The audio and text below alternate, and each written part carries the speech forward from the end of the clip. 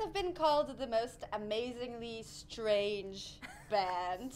What a compliment. way. What a compliment. I've heard many people say that. I've seen media reports and stories that you guys are just really weird in a good way. Is that weird to hear? Weird musically or weird as people? No, musically, not as people. You're very nice, fantastic people.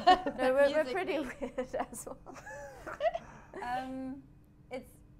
It is kind of weird hearing that, or because the reception's so positive, and then not that it's not positive, but I guess it's kind of like, oh, is that what we are? Because we don't really know how to place us. We were actually having this discussion the other day that we should start kind of placing our sound in like a world genre, like because we can't say it's pop or it's indie or it's folk or it's psychedelic. It's got all these elements. So world music. So weird is a good description, I think, just because. Just call it world. Yeah.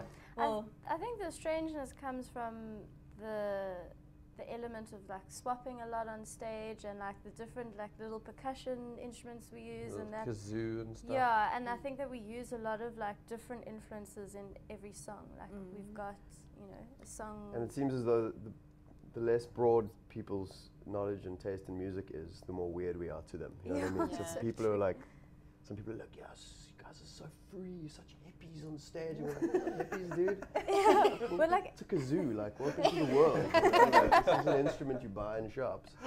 And so, yeah, some people were really weird or something like that. yeah. Where do you get your inspiration from for your music? Everything.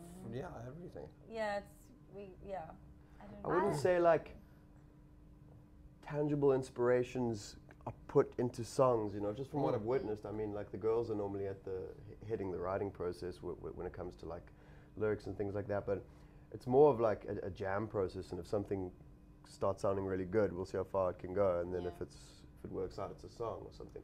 Yeah. But I haven't really witnessed any like real life inspirations in that sense come into songs. Like I've never seen anybody sort of choose a subject and then make a song about it. It's kind of the other way around. Yeah. Having fun, improvising, and then whatever sounds cool out of that, sort of turning that into a song or something. It's spontaneous, I think, because I don't know. Sometimes Jen and I will sit and like conceptualize lyrics, or we'll just write something and then meaning will come. Sorry, Matt. After that, or so it's quite spontaneous.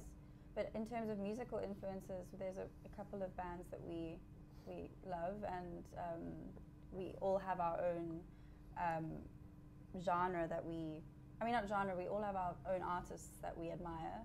So also from those bands, and I think we really like the African sound. So like more and more with the new material, there are these sort of nuances of like an African sound in there, whether it's the percussion or the riffs or the vocals. Yeah. Like Izinyoni, for instance, So I suppose there's a general African influence that kind of pokes through. What artists are you guys currently listening to? I'm currently listening to Warpaint and Mac DeMarco. Mac DeMarco plays every day in my car. So yeah, that's what I'm listening to at the moment. We all have pretty different tastes. Yeah. It's kind of a different answer for everybody. Yeah. But there are a few bands that are kind of we're all into. Ibeyi is great. Ibeyi is great. Explosions in the Sky is Matt's favorite. Icons It's and hard Blikes. to pinpoint like one band as well, because I think we're always constantly listening to different things, but we always come back to that main influence. Like I always say, Little Dragon is my favorite, just because like that's what I'm generally listening to. But we also all listen to like lots of different sounds from all over the place. You guys are going to Joburg after Cape Town with Ben. Then what are you guys doing? Are you going to be touring anymore? Are you going to be writing music? We're working on our second album or EP. And we've got Opi Kopi and Rise and Shine coming up. Some other shows that we'll announce later. But yeah, so we're working on our second EP, so new material. Tell me about working on an EP in a 4-member band. Do you all, for the most part, agree on what's going to go on the EP or how the songs are going to be arranged? Yeah, we definitely. You're the first band who's ever said yes. Really? Really? Yeah. There's always one person in a band who's just like, no, but our differences like help us pick the best songs. So good for you guys. That's bizarre. Yeah, that is bizarre. So would you say for the most part you get along indefinitely? Yeah. We've been friends Great. for like 10, 11 years. Yeah. For 10, 11 years? Well, yeah, Yeah. me and Bergen met when I was 11. I'm Jeez. 24 now, so, you know. We've all Yeah, been we were friends friends for a long time. before we started the music, which was a good thing because we all knew each Yeah, other. that you know, helps a coming lot. in was Yeah. Mm. that sort of unspoken understanding of each other's moods and ideas. And Yeah. Now, for anyone who's watching the video who wants to find you online, find out when the EP is going to be released, how can we find you? Facebook, Instagram, Twitter. Yeah. On Facebook, we're Bye Beneco. On Instagram, we're Bye Beneco. And on Twitter, our handle is Bye Beneco Band. Yep.